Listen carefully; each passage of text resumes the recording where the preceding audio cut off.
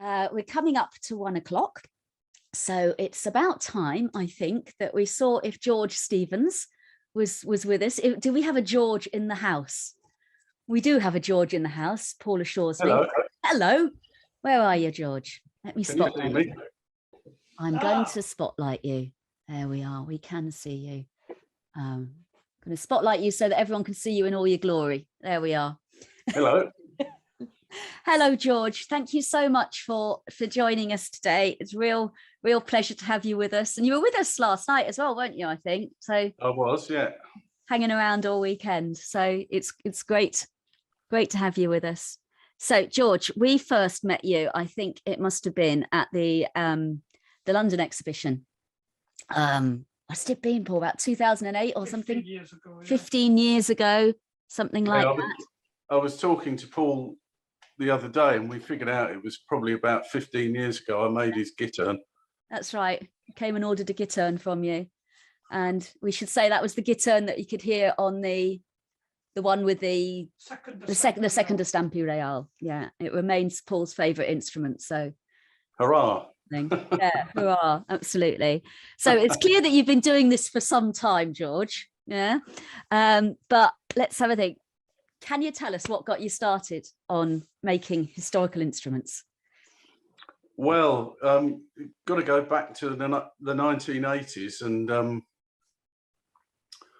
I had the mad idea that it'd be quite interesting because I've always played drums, and I thought, wouldn't it be good if I could find somewhere where I could learn how to make drums, because that's what I was into at the time, and that and only that really.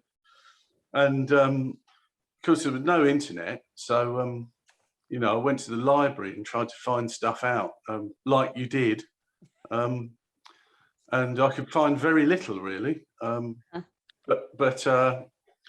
I wrote a few letters to people asking questions to see if they could help. And what I found out about was the instrument making course at West Dean College near Chichester, which still runs, the one at Merton College in West London, which I believe still runs, so that mostly focuses on repairs, and the London College of Furniture, which is the one that I picked. I possibly would have gone for the Chichester one, but it's always been a private thing, and meaning that it cost twice as much as the other ones. Back then it was like, this is in the late 80s, it was about £6,000 to go there, and I didn't have any money at all. And so I picked the London College of Furniture because at that time it was costing £3,000 a year, and you could still get free grants. Yeah. It was the last but 1 year when you could still get free grants, if I remember correctly. If you hadn't been able to get free grants, then chances are I never would have done it. Yeah, yeah. It's amazing to think of it, isn't it? I feel like almost with this section of our conversation, George, if there are any younger people amongst the audience, we need to provide a glossary for writing letters to people and phoning and getting free grants, that kind of thing.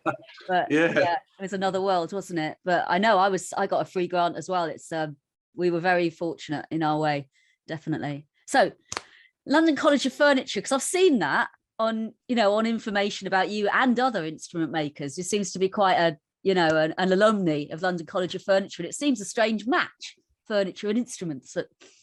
Well, it always had, I think it started that course in the 1970s, and it was highly influential on many, many people, and its influence is still spread worldwide without any exaggeration at all. And it's been like a sort of window in time, really, because the course finally closed 5, 6, 7 years ago, something like that, having been much cut back and cut back and cut back, which was, it even started happening when I was there. So I don't know how it lasted that long, but it did. But yeah, many instrument makers around, some of whom go to the Dales, have got connections to the place which go back to the 70s, 80s, 90s.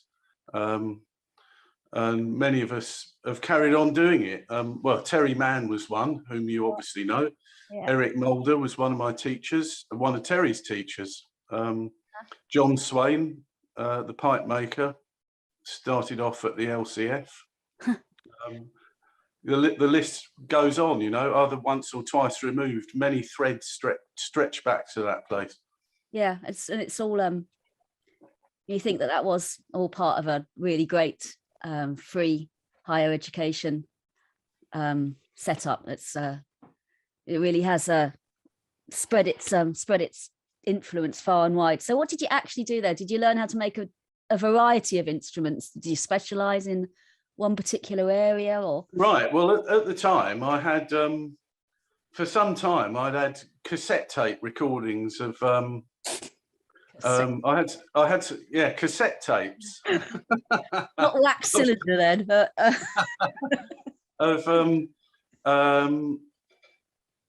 well, some of it was certainly David Munro, and I forget what the other one was, possibly the New London Consort. I can't remember. Oh, songs from Terpsichore, that was it. Right. I mean, this is Renaissance stuff, really, but it piqued my interest, even though at the time I was just coming out of being a dyed-in-the-wool heavy metal fan. Nothing wrong with that, George. Which I kind of still am, really. Good, but, good. You know, I like many other things as well. And I sort of gained a slight interest in early music, and I thought, well, you know, the idea of making drums sort of didn't go anywhere really, but I found out about these instrument making courses, and so I selected the early music instrument course at the London College of Furniture because I thought oh, that would be interesting. And here you are. And here I am, yeah, sort of 32 years later. Well, interesting, it certainly was. I mean, I didn't really know anything much at the time. I'd done hardly any woodwork at all. You know, I really didn't know anything at all. So when we went for interviews and such like, all I had to show them was a sketchbook that I had with sort of like wacky sketches in it and things like that, trying to show that at least I had some aptitude for artistic things, you know. Yeah. But I hadn't made anything at all. I really knew nothing. I didn't have any tools, nothing. So it was starting pretty much from scratch. Amazing. Yeah, and the first instrument that we were instructed to make was a gittern, was the hands-ot gittern. Right. If you look at the shelf behind my head, yeah, there it is. That is the first instrument that I made, the first gittern, which I'll hold up to the camera in a minute. Yeah, lovely. Still got it. There it is. I'm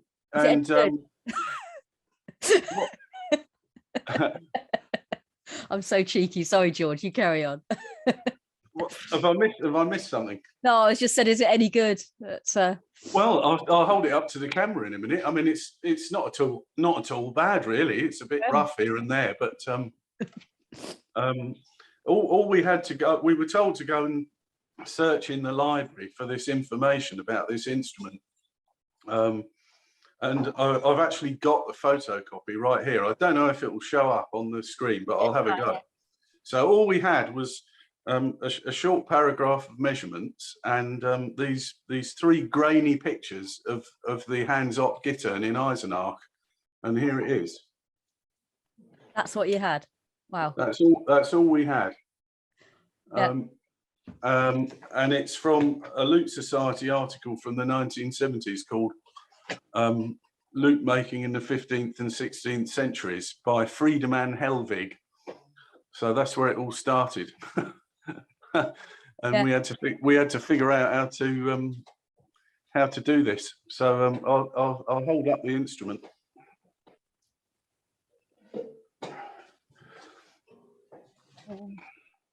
Wow. That's your first instrument. This is the first instrument. Wow. Well, you started off pretty well, really, didn't you? That's amazing. Yeah, but ask me how long it took to make. How long did it take you to make, George? Well, it was done on and off over the space of a whole year. Right. Yeah. Beautiful. So there it is, and inside is my label that says 1990. So it was started in 1989 and finished in 1990. Yeah. You must have felt well chuffed when you finished that. Yeah, very much so. I mean, it's perfectly playable. It's got a string missing at the moment, so. Right. Oh, you're not going to let go of that one, I presume. Yeah. No, the first. I've also got the first Gothic harp that I made. Again, it's okay. It's not bad. Somebody offered me after I'd left college and we moved to Cornwall, and I had literally no money still, and I was trying to sell it. I think it was for about £1,000, and somebody offered me £800 for it, and I said no. I've always won, and that's really hard to do when you haven't got any money. And I often wonder whether it was a good idea, whether should I have sold it or not, but I didn't anyway, and I never did. I've still got it. Yeah, I'm glad you. Yeah, I bet you're glad you've held on to it now. Anyway.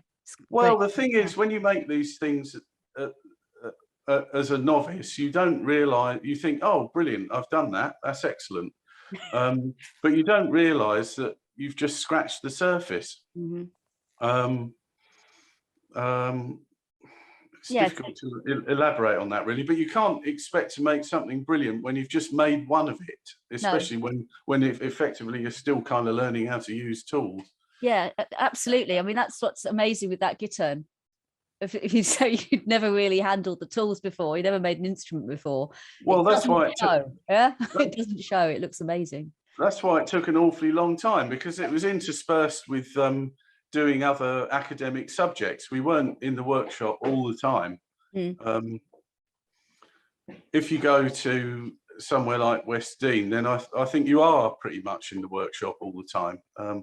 And it used to, so I did a national diploma course initially, and that included all these other. I mean, none of those sort of courses exist anymore, but at the time it was a bit like the equivalent of doing an A-level or something a bit more advanced than that. Yeah. And I found it all pretty easy, really, but the amount of time it takes to actually do the making cannot be underestimated. It's extremely time consuming, and when you're sort of trying to gain confidence with it, that's why it took such an awfully long time. First of all, you have to learn how to do mundane things like sharpen your tools, and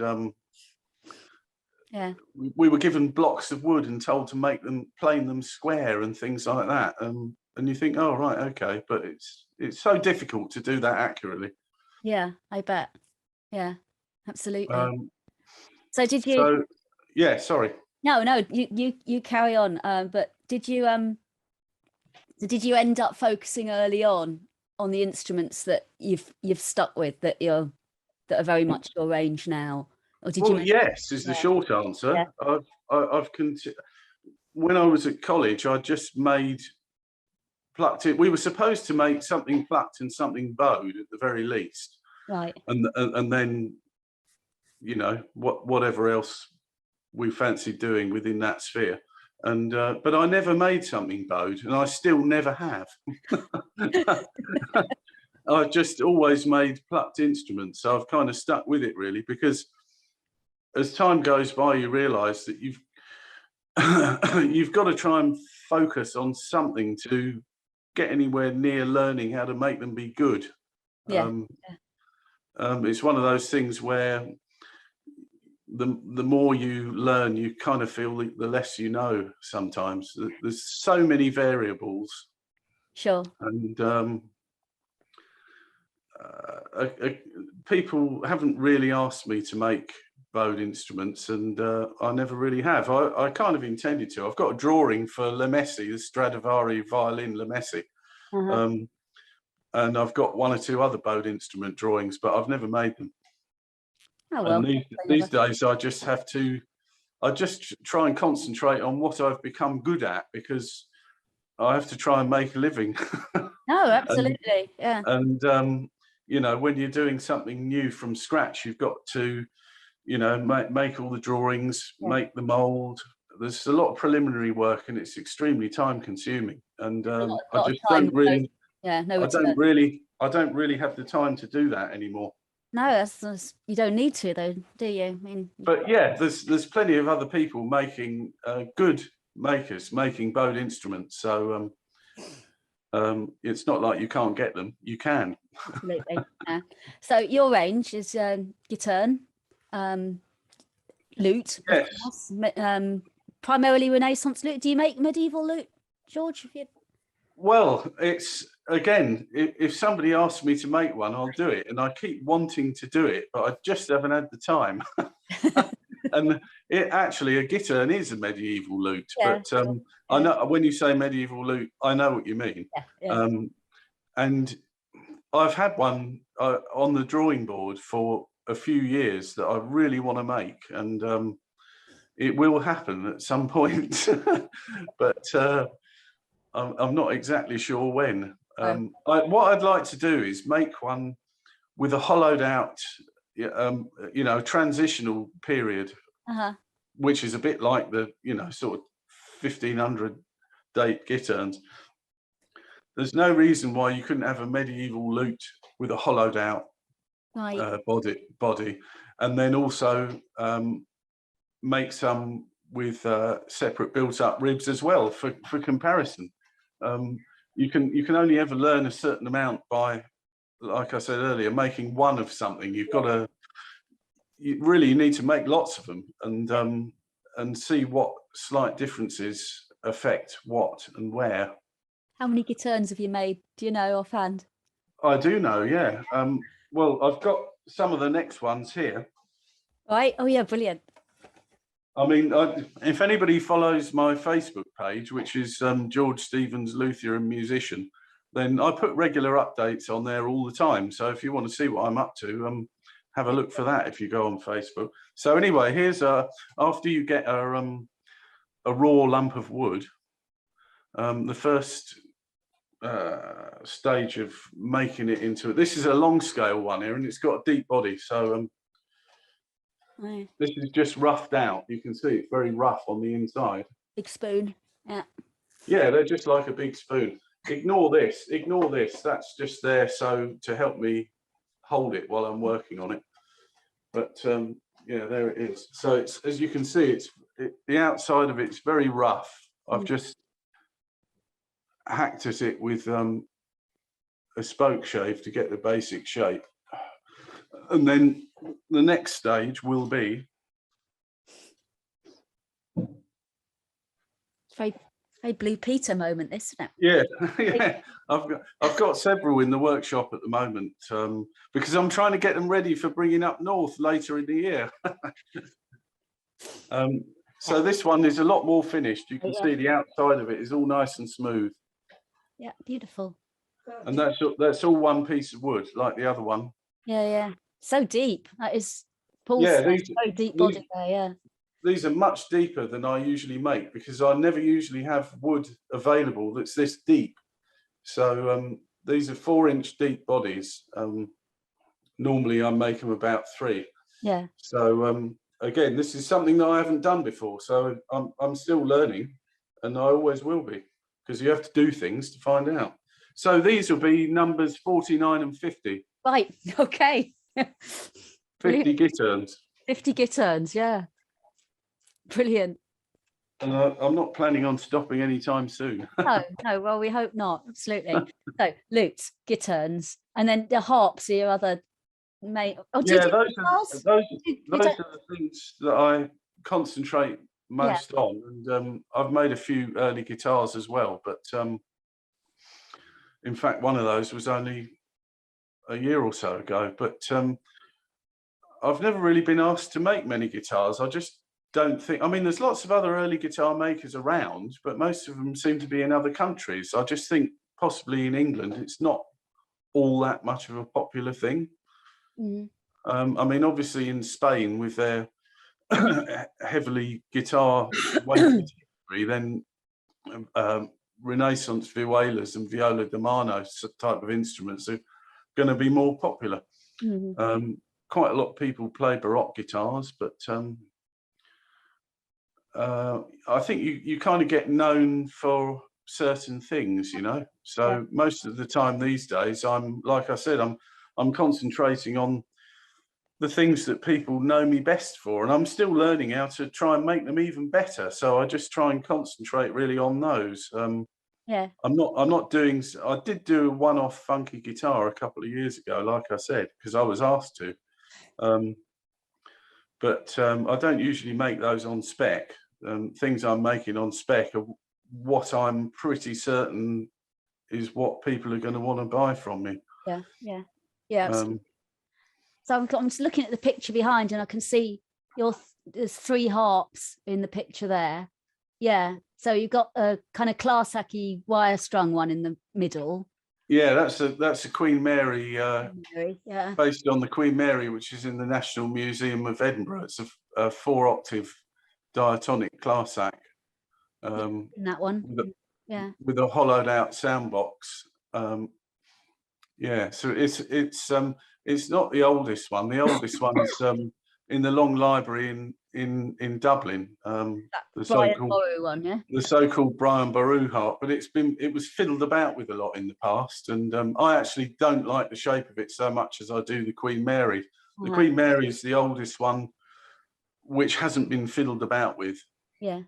For me, it's got a nicer shape, but so I've made a variety of sizes of classic. Yeah. So these days, with all that we've got now, do you would you go and actually see the Queen Mary? Have you managed to get your hands on it? Have you done measurements? Do you do any of that? Can you do any of that now as an established maker? And I don't know if you can do it now. I expect you could if you rang them up. But I went up there and took some pictures of it years ago, in the early 1990s. The pictures really weren't very good at all.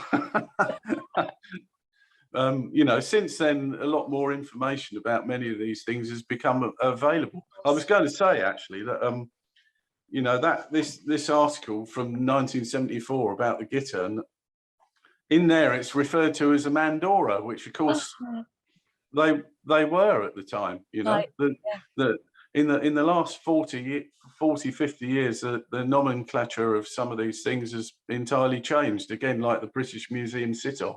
It used to be called the Warwick Castle Guitar. Yeah, absolutely. And you still there's still some places online where you still see it called that, but it's mostly it's been updated now. Yeah. Have you made a sitar? I have made 1 or 2, yeah, and I might well make some more. They weren't based on that instrument. I mean, 1 or 2 people have asked me to make. Would I make that in recent years? And I've said yes, but it would be expensive, and you know, sometimes the price puts people off. But it's just being realistic. Yeah. It's cut from a 5-inch piece of wood. That instrument, 5-inch deep piece of wood. I mean, it's boxwood. I mean, there's no way you'd use that now, even if you could get hold of it. Yeah. The amount of time it must have taken to make that instrument out of boxwood would be phenomenal. But of course, at that time, they had time. Anybody's labour was cheap, you know. Yeah. If they were given a few shillings by some lord and said make this, and so they did it. Yeah. Okay, so I suppose that one of the one of the questions that probably comes up again and again for early instrument makers is are you aware of any compromises that you make, or does it bother you at all, the kind of thing between being an authentic instrument, being a playable instrument, you know, that kind of balance? Does that mean anything to you, or am I just going off on one which doesn't? No, it's a good question. I was expecting to be asked that. Oh, good. Because I mean, as people, you and Paul, as people who have been sort of interpreting early music for many years, you know full well that there's always going to be many compromises, because a lot of the interpretation is your own, and it can be nothing but that, because we have gaps in our knowledge about how things were done. So you have to use informed speculation to fill those gaps. And it's the same with the instruments. Yeah. Yeah, and you know, you'd be surprised. Okay, so we've got good quality gut strings these days, but hardly anybody that I've made gitterns for has asked me to string them in gut, and you might find that surprising. What have you got, Paul? It's Nile gut, isn't it? I've got a mix of nylon and nail gut. Nylon and Nile gut, yeah. Right, yeah. Yeah, see, Paul's instrument, I strung that in nylon at the time. I mean, I was always using nylon originally, but I use more of a variety of strings these days. But they're all well, I do use gut. If I'm asked to string one in gut, I do. But most of the time, I'm not. So I use modern artificial strings. Particularly Nile gut is available these days, which sounds almost exactly the same as actual gut, which is the point of it. Yeah, yeah. And once it's stretched and settled, then it's much more problem-free for the musician than actual gut, with your changes in humidity and such like. It's not affected by them. Yeah, yeah. I know Paul finds the guitar very pick-upable and playable, which is handy when you're stuck in a field somewhere and yeah, all day, you know. So yeah, it's pretty reliable, isn't it, Paul? Oh, yes. Yeah, pretty solid. But essentially, you know, any of these small instruments made out of wood, and particularly if they're hollowed out, you know, I don't know how they ever kept them in tune back in the 15th century. I really don't, playing them in big damp castles and things. I don't know what you think about that, but they must have been impossible. No, I know. I always say, when you've got this image of the old medieval minstrel strolling through the forest with his lute on his back, and meets a pretty girl and sings her a song, he'd have to say, "Give me 20 minutes, love. I've got to tune it up first." No, it would never work. Yeah, you've always got this. There's always been a running joke amongst lute players about they spend 90% of their time tuning up and the other 10% playing out of tune. But if you're using them outside, it's always going to be a challenge. But a lot of lutes, they just got badly fitting pegs. You know, any sort of peg tuning instrument, wooden peg tuning instrument, they really need to have properly fitting pegs, and you'd be surprised that so many of them just simply don't. You know, when I'm setting them up, new instruments, I spend a long time on that part. Well, a long time on all of it, but particularly setting up. You can't scrimp on time. It's not worth it, because I don't want to get the instruments back. I want people to receive them and like them and not have to do anything with them at all. Preferably never, except change strings and gut frets. You know, so you really have to spend as much time as you can on setting up the pegs. Marguerite, one thing which I have to say hadn't occurred to me before, but one thing might be they probably didn't have the temperature or humidity extremes that we have between being indoors and outdoors, and that is something to consider, isn't it? They didn't have, you know, with our central heated environments, and then, you know, our instruments are subjected to bigger changes than maybe they would have been back then. Yes, perhaps you're right. Yes, the worst thing for instruments is a big rapid swing in humidity. And it's not so bad if it happens over more of a gradual time, but you don't want a big rapid swing. That's pretty dangerous, really. Mm-hmm. Yeah. Excellent, good. So yeah, that's I kind of thought that would be your approach, but it's good to hear. Yeah, I mean, the main thing is modern strings, really. That's the main compromise. I mean, I use a mixture of glues. I use traditional hide glue, you know, animal skin glue, but I also use modern glue for some jobs. I've tried both. I've tried various glues for various jobs, but actually for many jobs, if not all, you could argue, the traditional animal glue is just as good, or for some jobs even better. Stinky though. Sorry? Very stinky. Yes, it smells, well, when it's in its dry form, it smells a bit like fish food. Yeah. For people who keep tropical fish, they might know what I mean. I, But when you heat it up, it doesn't Right. it doesn't really have much of a smell. But as vegans, I don't know what you fit. You see, there's the thing. If you're vegan, are you gonna mind about having an instrument that's made at least partially with rabbit skin glue? Is No, that going to be? I don't.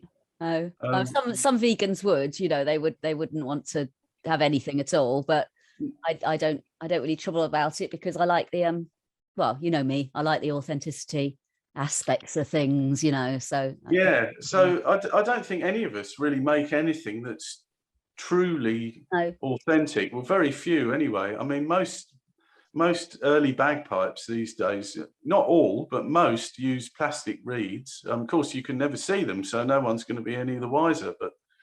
But because they're just so much more trouble-free. Yeah. Not everyone is using plastic reeds, but most people do. The thing is, you want the instrument to sound good at the end of the day, and if it's going to sound poor, then what's the point of it? So Yeah. that's the compromise that you have to make. Yeah, absolutely. So we've kind of found out what you're working on at the moment. Is it the two deep bodied guitars? Well, I've got 5 on the go at the moment. Right, okay. But I've also got a load of harps on the go at the moment as well. Again, I'm trying to get as many things. I've got a couple of orders to work on, and otherwise I'm making things on spec to bring up to the castle later in the year, because it takes me all year to do this, you know. Sure. If you go, when you see the other, like the recorder makers and such, like, they seem to be able to turn out tens and tens of instruments every year. Yeah. It makes me wish that I'd kind of learned how to make recorders, really. But because the things that I make take ages, I can't make very many of them per year, so You can't never just hang them in a bag either and take them up on a train or whatever, can you? Either you gotta... No. They all ideally need to have a case. You need to fill the car up with them. It's a load of aggro, really, and they take months to make. So all the time I'm making those, I'm not earning any money, and I just have to hope at some point they will sell. Touch wood. Well, they always do. Sometimes it might take longer or shorter, you know, but until I sell one, I haven't earned anything. No, that's the way it goes, isn't it? Still, yeah, they look great on the stall at Medieval Music in the Dales, and we're pleased to hear that you sell a few and get commissions from being seen there at any rate. So that's what it's all about, isn't it? Yeah, I'm just coming up to not far shy of 300 instruments now, so it'd be good to get to 300 instruments, really. It would, yeah. 50 guitars and 250 random others. Yeah, most of them have been harps, actually. Yeah. I've made 50 odd lutes, but I've made mostly harps. Again, you'd struggle to make a living out of any of these things individually, as a one-person setup. I've found that I've always had to try and make a variety of things to just to make ends meet, really, because you know there's not enough of a market to concentrate on any one thing unless you're really lucky. Yeah. Well, we're trying to spread the love for medieval music. You know, you get more customers for you, George. Yeah? Something anyway. Well, yeah, I've certainly got some good business up at the castle. Yeah, so that's been really good. Yeah, it's lovely. Right, I think I've got a couple more questions for you. Oh, I am awful, but I thought you sent me some photos, so yes, if I share those and maybe just talk us through a little bit what we're seeing in the various photos from the workshop, because I should say to people, we weren't able to go and do a tour of the workshop with George because your reception's just too rubbish out the back, isn't it? So yes, it may have worked, it may not have, it may have cut out, so it wasn't worth the risk, really. No, but I'll get the photos up. It will, knowing me today, this might take a moment or two, but we'll see how we get on. Rightio. Slides as virtual background. That looks positive. And George's pictures. All right. And I'm going to turn off my video. There we go. 3 gitterns. 3 gitterns, yes. So are they all hands ops, as it were? Is that Yeah, yeah. Yes. I should. Well, again, there's plenty of information about all this stuff on my website, but I know there is, George, but you can tell us about it. I will, but I just have to get the plug in, obviously. So we've put your website in chat as well, so that's good. I'm not actually. What's quite important about the work I do is that it's evolved over the years. I've never actually directly copied the hands-up gittern. Yeah. It was a starting place, but over the years I've tweaked the design here and there, and I've got several templates that I've made of them over the years, and the one that I always use now was the one that I thought was best, that I settled on. But I've got several different templates of the top of the plan view profile, because, as you know, there's between around about 1300 and 1500, there are many depictions of gitterns in manuscripts, in carvings, etc. And so, and they're all slightly different shapes and slightly different sizes, or appear to be. So it's strange, isn't it? It's just because you got like the hands up. It would be easy to kind of think that's the medieval gittern. It was like that. You know, but you get hung up on the fact that there's one that actually survives, and that's obviously incredibly useful. You know, it is. But every medieval gittern would have been a bit different, wouldn't it? Surely, you know. Exactly, and they wouldn't have been. I'm just giving my opinions, obviously, but they wouldn't have all been tuned to the same pitch. They'd have been tuned to suit the pitch and the voice of the person who was using it. They may have been made by the people that played them. You know, we don't have any information about the people that made instruments back then, really. I mean, Hans Ott, the Hans Ott is dated 1450 because rarely, curiously, it's got his label inside it, and it says Hans Ott Nuremberg.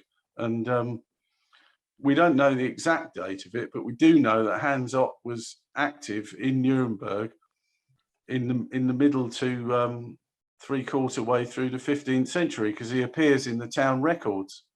Right. Okay.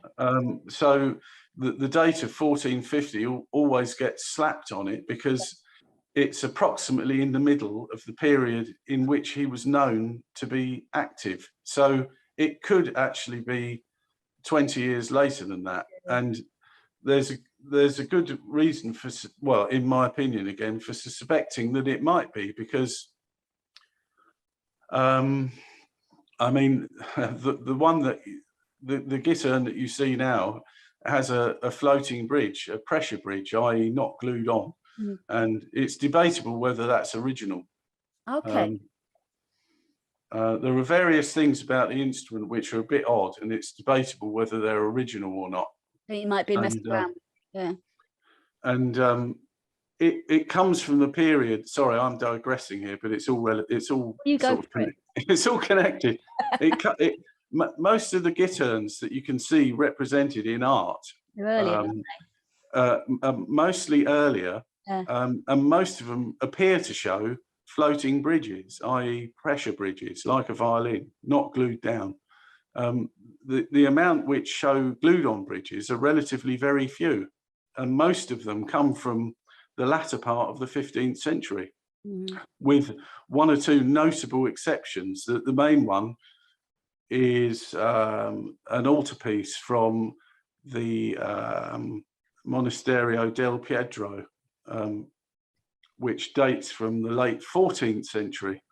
You can find pictures of that easily online, and the decoration is excellent. It shows 8 or 10 musicians all playing different instruments of the period, and there's included a small lute and one or two different guitar-like instruments, and they appear to have glued-on bridges. I mean, for me, they are pretty much definitely glued-on bridges, but of course we can't know for sure. And those are coming from a whole century beforehand, so it's a bit of an anomaly, really. The reason I usually do a glued-on bridge is simply because I think they sound better. Okay, yeah. A bit more stable. Tuning. Well, I mean, I don't know about stability, but the way that the pressure of the strings is acting on the soundboard in a totally different way. And I just think you get a better tone. Again, that's just my opinion, but I've heard some guitars with pressure bridges, floating bridges, which, not to put too fine a point on it, they just sound pretty awful. I'm not saying all of them do. Yeah, okay. Definitely not. Some of them sound great. Again, our friend Hugo, who sometimes comes to the castle. There we go. Yeah. I mean, I think his guitars are excellent, and he always uses He's got the pressure bridge. He always uses a floating bridge, yeah, for example. Yeah. Okay. Right. So I'm sorry, I digressed totally there. What were you going to ask? That's fascinating. It's yeah. really So anyway, because you know this instrument better than anybody, and you've done so much research on it. So it's fascinating. Well, yeah, the roses. Do you do the roses yourself, George?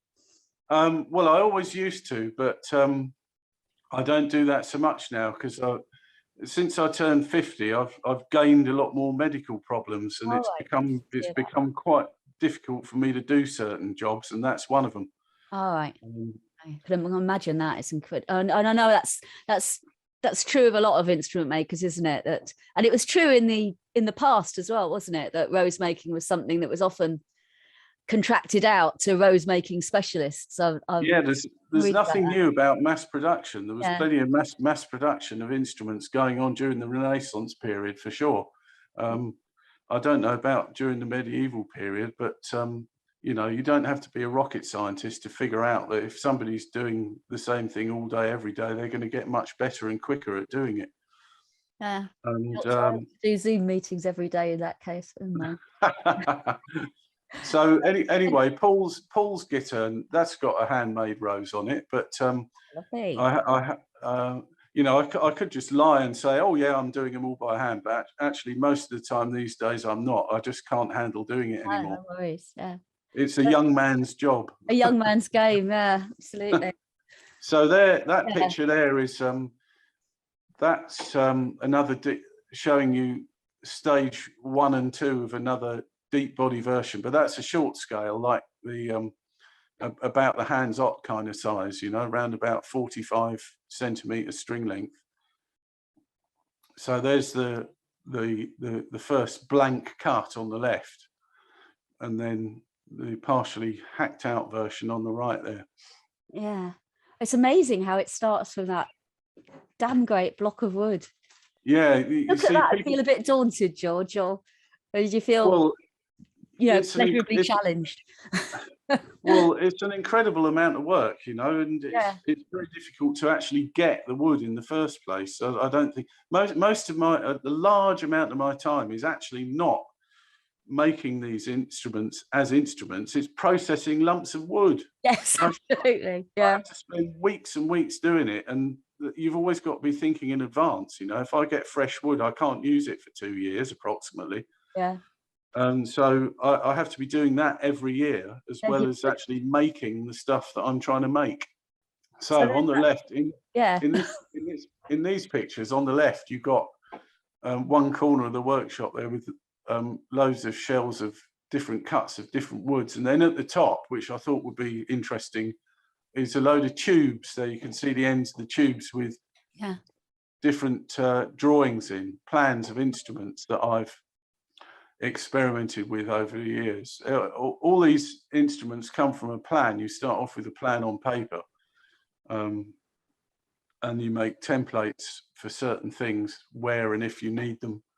And all those are preliminary jobs, which I don't think anyone who's not involved in it, they don't even realise it's a thing. It's none of it's work that you ever get paid for, really. It's all that's experimental work over the last 30 years. Mm-hmm. So I'm trying to do less of that now and actually concentrate on the product of that 30 years experimenting and just hopefully turn out stuff that's good. I like to think that you might have be getting near having done enough background. Yeah, I suddenly thought I need to just get on with this now before I die, because there's always something else you can experiment with, but it's so time consuming and you don't get paid for any of it. So in the middle there's a bunch of those are going to be harp sound boxes. That's poplar. Anyone who's looked at my Facebook page recently will have seen I've had some good trips over to a wood yard recently, processing up these massive poplar tree trunks. It makes fantastic sound boxes. It's very much like willow, and I've used it before to great effect, but it's not usually available. So I've been really lucky here, and I've got hold of a load of it.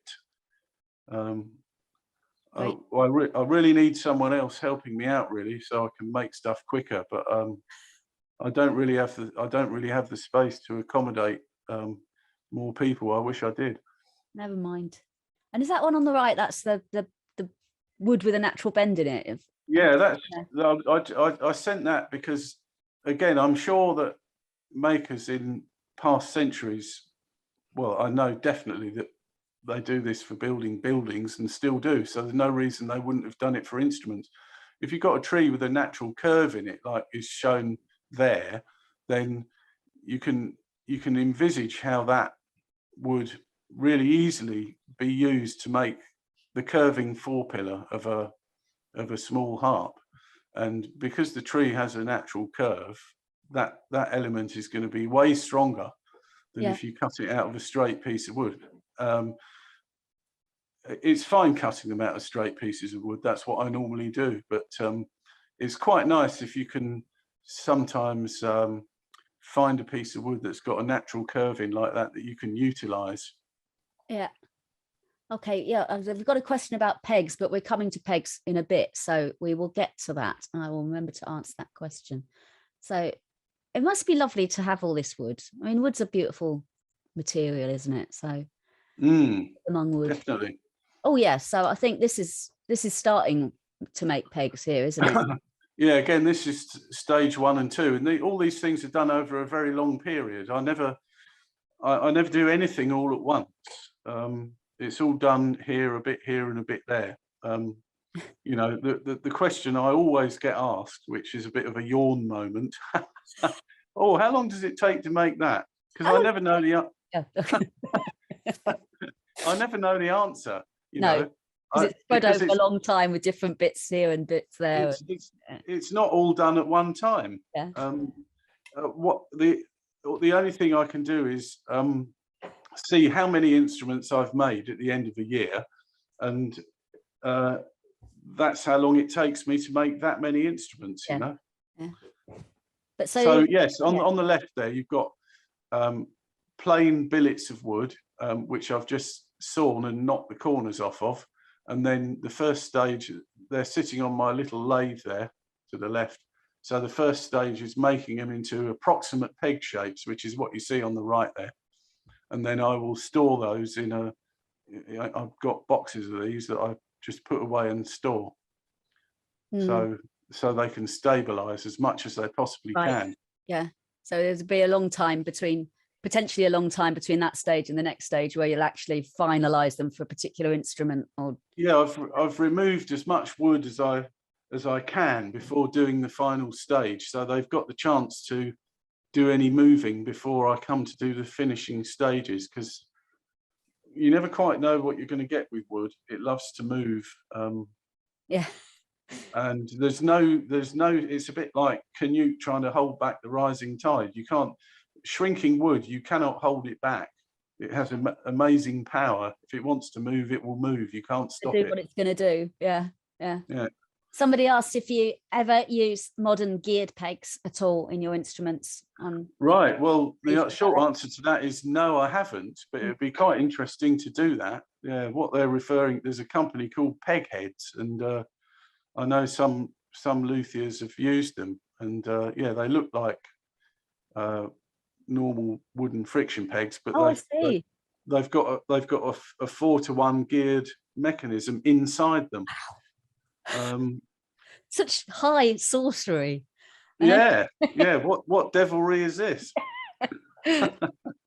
And no, I haven't never used them, but some people do. Yeah, but if your friction pegs are working properly, there's nothing inferior about them, really. It's like I said earlier, most people actually have got just got bad pegs.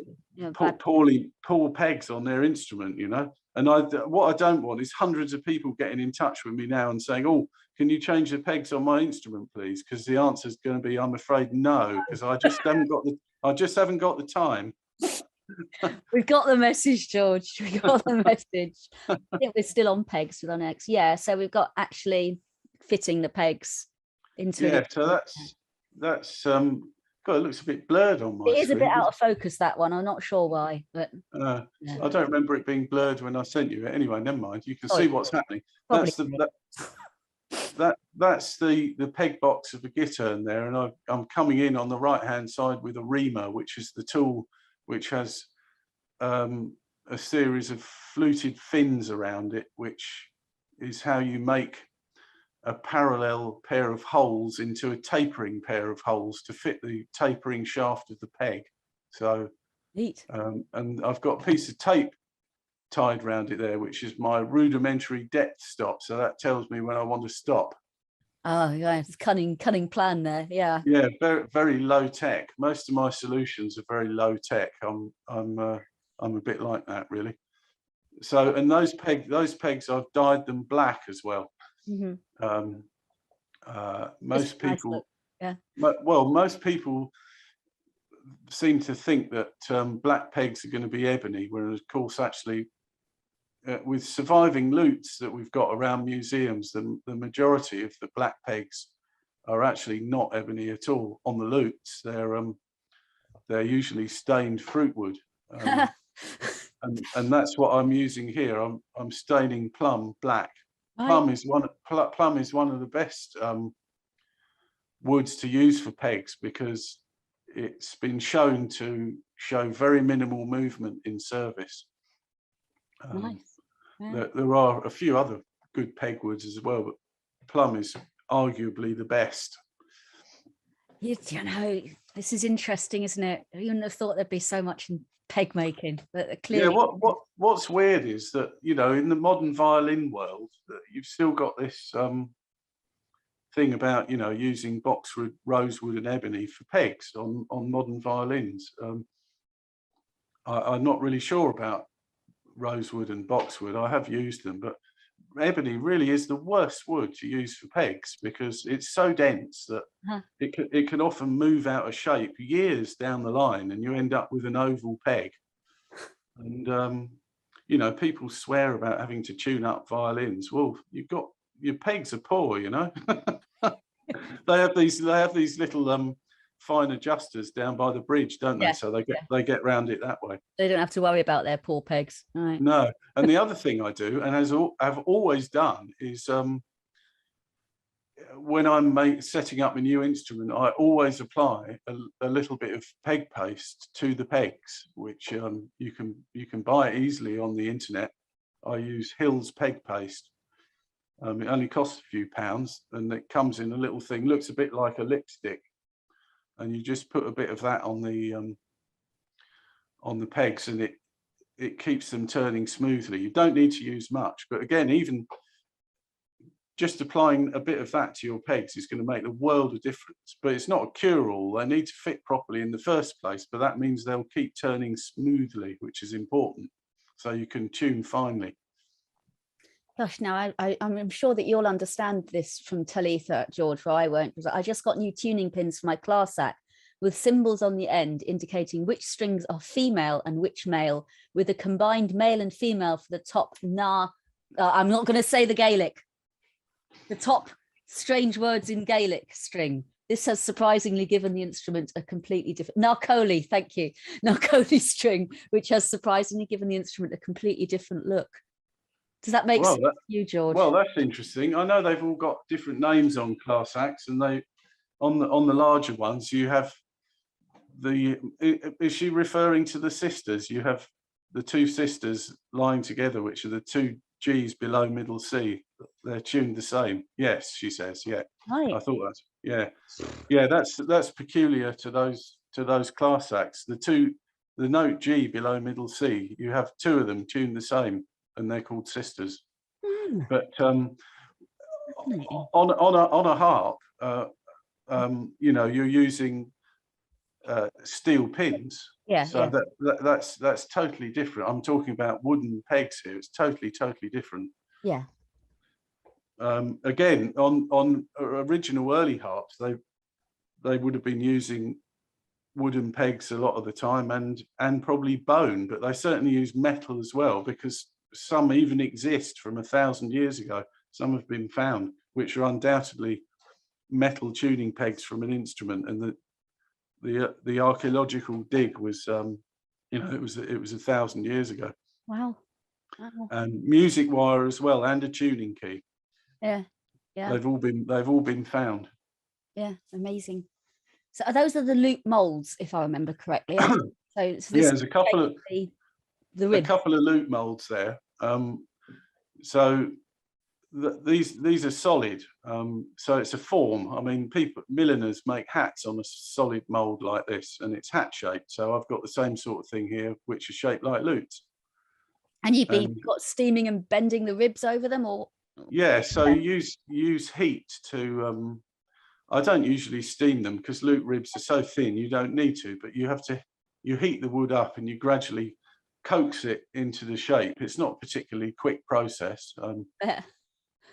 If I usually make two lute backs at a time, because while I'm gluing one rib to the mold, I can be working on a rib for the other mold. So I'll go alternately backwards and forwards between them. So typically I might get 4 ribs done during the course of a day, you know, 2 on each. Oh goodness.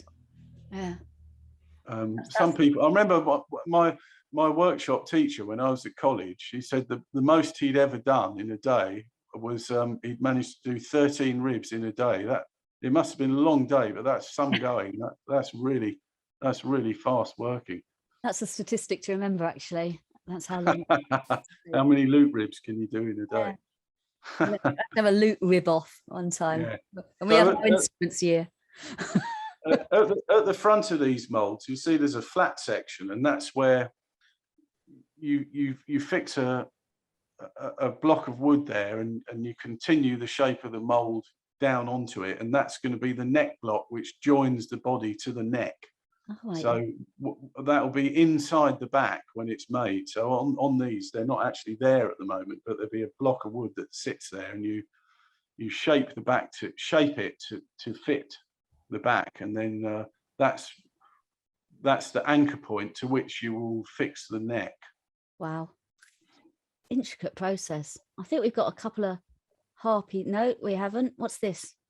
Well, again, that's a peg blank sitting on the lathe there. That was meant to show up with the peg pictures earlier. I should put that one in earlier, shouldn't I? Dear, you can't get the stuff. Slap wrist. Bray pins, your favourites, George. Bray pins. Hey, yeah. Yeah. So there's a close up of a Renaissance harp with its characteristic shallow body, which again we can see many times in many different art pieces, from many from the 15th century, some earlier, some a bit later. Yeah. These were still being used well into the 17th century, and I mean, there's even a reference in the 19th century of in Wales a harp being fitted with bray pins still, but I should think by then it was very rare. Yeah. but it was certainly still a common practice well into the 17th century. Mersenne, there's a famous engraving by Mersenne, and who shows a 24-string harp, and it's fitted with brae pins, and he says that they weren't much used by his time. That was in 1636.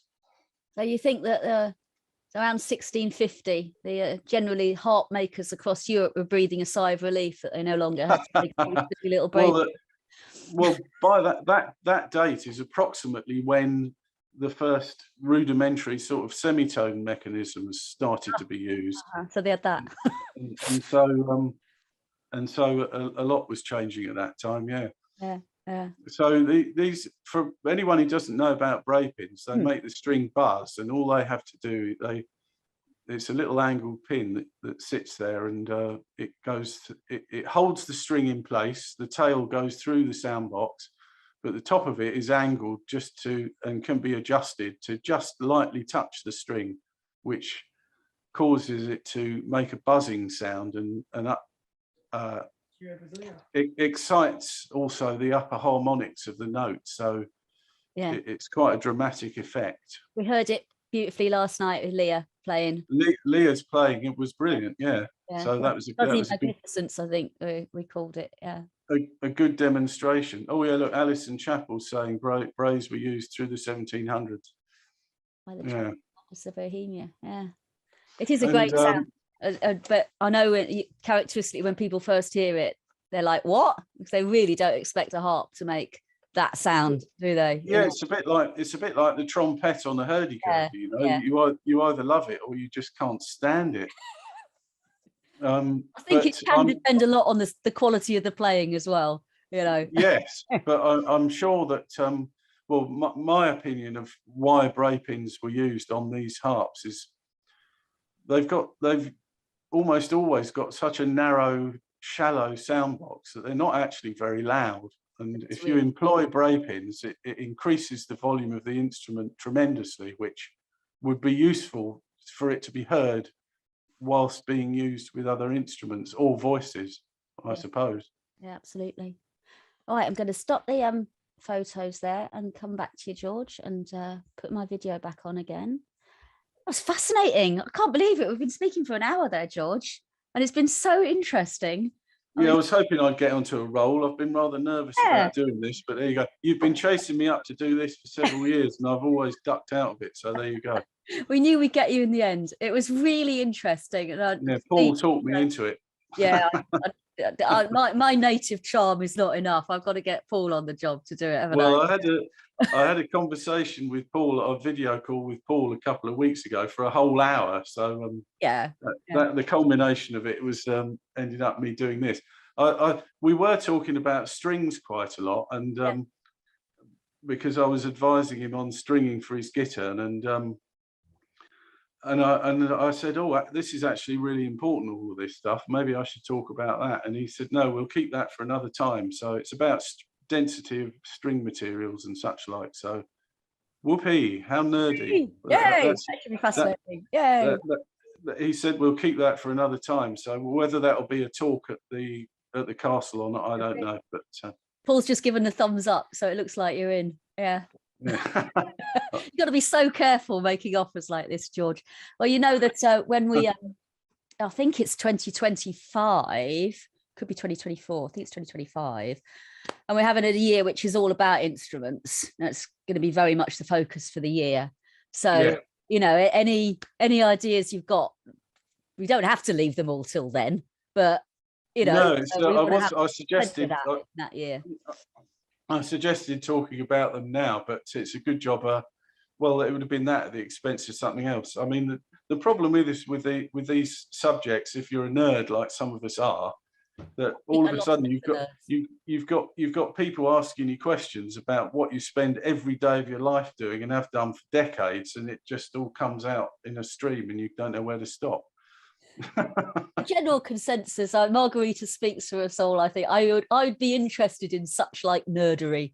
So yeah, well, I know that you're a top nerd. So we all are. Thank you so much, George. I'll leave you to enjoy the rest of your Sunday. Well, you've got another Zoom later on, haven't you? So I'll leave you to get ready for that one. Yeah, we've got to do another one at 6 o'clock. It's been lovely to have you with us, George. It's brilliant. And well, great to talk to you. I didn't get to answer anybody's questions, but hey, I'll have to wait until another time. I'll put a couple in. If they came up, I was putting them to you. But if we get any more, we might get some subsequently. I might drop you an email or something and get some answers back or whatever. We can do that, can't we? We can sort that out. But no, it was great, George. Absolutely fascinating. And we will see you in September, if not before. Yeah.